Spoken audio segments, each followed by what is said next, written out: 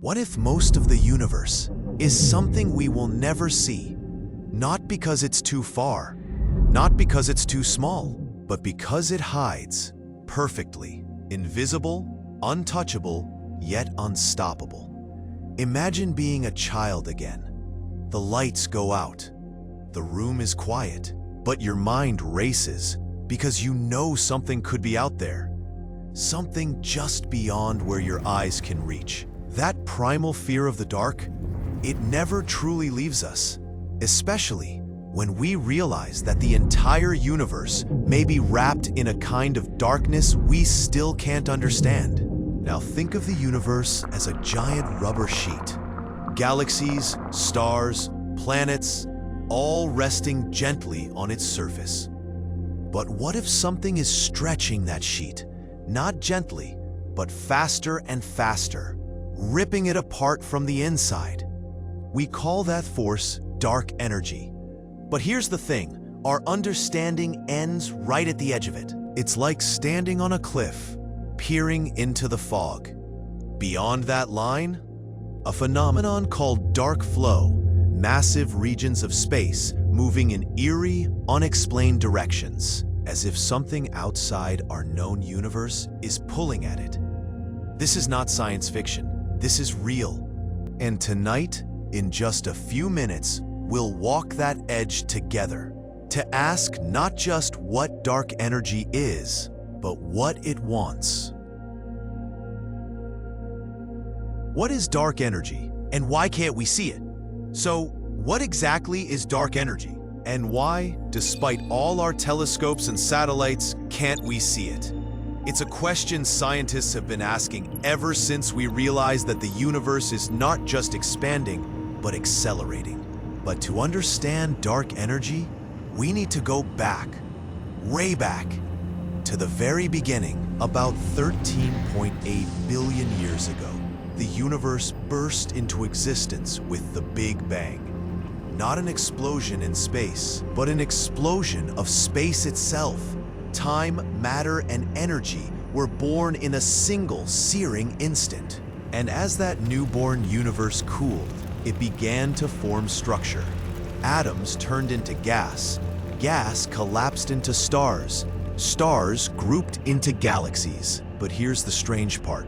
When we tally up everything we can see, stars, galaxies, dust, black holes, it all adds up to just under 5% of the universe. Another 25% is made of something we can't see but can measure by gravity, dark matter. And the remaining 70%? That's what we call dark energy. We didn't know it was there until the universe started misbehaving. In the late 1990s, two teams of astronomers studied distant supernovae, dying stars that explode with predictable brightness. By comparing how bright they looked with how redshifted their light was, scientists could measure how fast the universe was expanding over time. What they found was shocking. Instead of slowing down, the expansion of the universe was speeding up. Something unseen was working against gravity, pushing galaxies apart faster and faster. Enter the Hubble constant, a number that tells us how fast the universe is expanding right now. But here's the twist.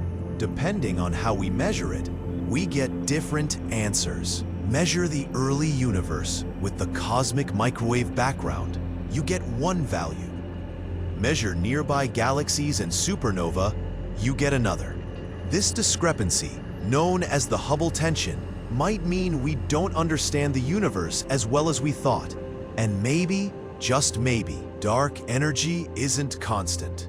Maybe it evolves. Maybe it's not even energy, but a sign that our understanding of space, time, or even gravity itself is incomplete. We can't see dark energy because it doesn't emit, reflect, or absorb light. But we know it's there. We can measure its fingerprints in the way galaxies drift apart, in the patterns of ancient light, and in the shape of the universe itself. So what is dark energy? A force? A field? A flaw in our equations? Or a cosmic whisper reminding us that 95% of reality still hides in the dark. Perhaps the more important question is not what it is, but why we live in a universe that seems determined to escape itself. Dark energy makes the universe expand faster and faster. When we talk about the universe expanding, most people picture galaxies flying through space, like cosmic rockets hurtling away from a central explosion. But that's not what's really happening. The galaxies aren't moving through space. Space itself is stretching. It's not that things are flying apart, it's that the fabric they're stitched into is growing between them. Every second, space expands. Between stars, between galaxies, between clusters of galaxies. Every second, more distance appears, not because objects are moving, but because the stage they sit on is growing. And that's where dark energy comes in. It's not just a passive feature of the cosmos. It's the silent architect of expansion. Wherever space exists, dark energy is there, pushing, stretching, inflating the cosmos like an endless breath. But if dark energy is pushing outward, what's holding everything together? Gravity, the ancient, attractive force that pulls matter in, binds galaxies, forms stars, and keeps your feet on the ground. For billions of years, gravity and expansion were in balance, a cosmic tug-of-war. But somewhere, a few billion years ago, expansion began to win. The universe started to speed up. And now, the more space appears, the more dark energy there is to stretch it even faster. It's runaway expansion, and we're living inside it. To truly understand this, astronomers look deep into time, using light. The farther away we look, the further back in time we see, because light takes time to travel. And as light moves through expanding space, its wavelength stretches. That's redshift, one of our most powerful tools for measuring the growth of the cosmos. Redshift tells us how fast galaxies are moving away, but it also tells us something deeper, the temperature of the early universe. Right after the Big Bang, the universe was hot, blazing with radiation. As it expanded, it cooled. So by measuring how cool it is today, we can estimate how much it has expanded and for how long. That's how we calculate the age of the universe. Not by watching clocks, but by decoding light. The redder, the older. The cooler, the farther. And now, with the James Webb Space Telescope, we can see farther, and thus earlier than ever before. It shows us baby galaxies, born just hundreds of millions of years after the Big Bang, already mature, already forming stars. It's a discovery that both confirms and complicates our understanding of cosmic expansion. Because if the universe is expanding this fast now, what happens next?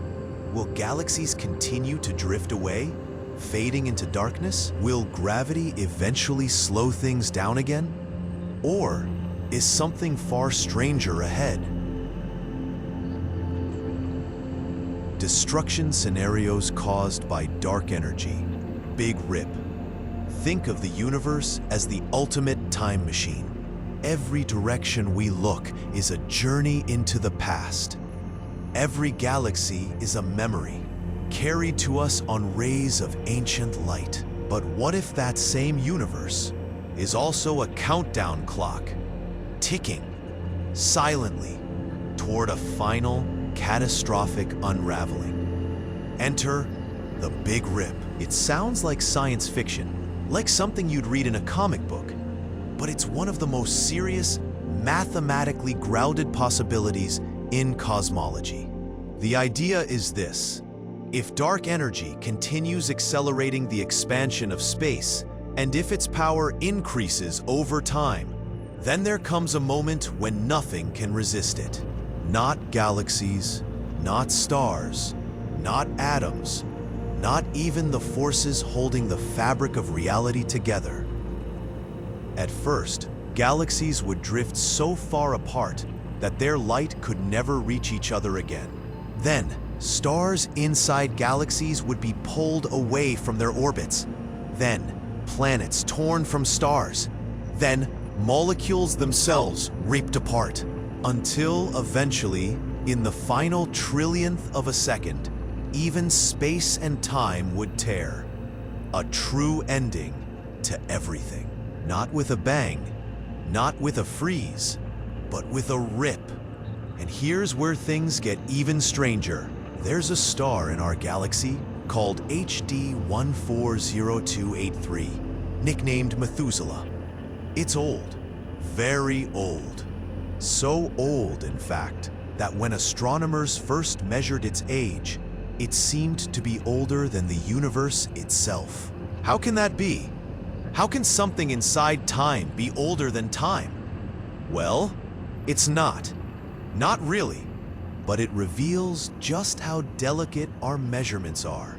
How one shift in the Hubble constant or dark energy models can ripple across all our calculations of cosmic history.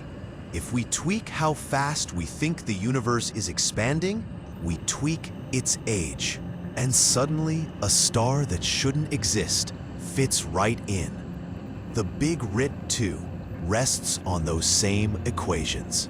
We don't know if dark energy will grow stronger.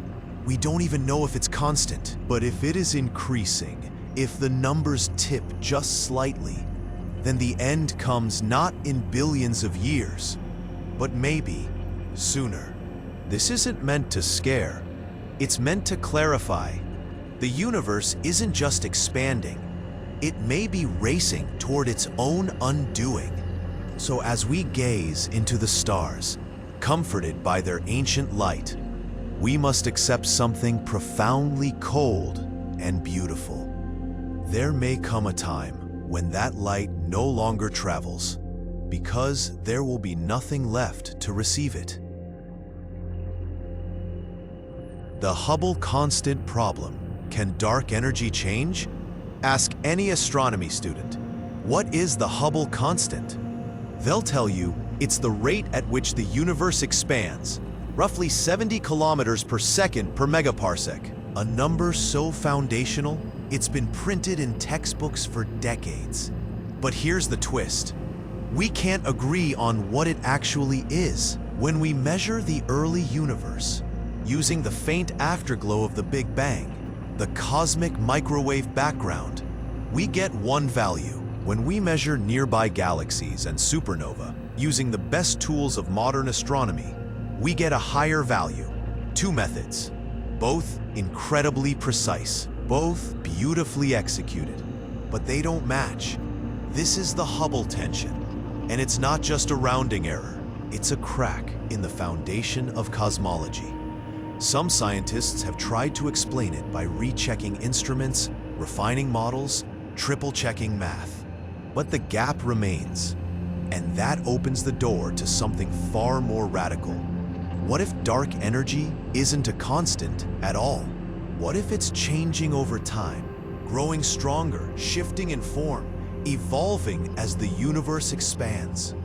This idea challenges everything, because if dark energy varies, then every distance we've calculated, every age we've inferred, might need to be reevaluated. And the clues aren't limited to the Hubble constant.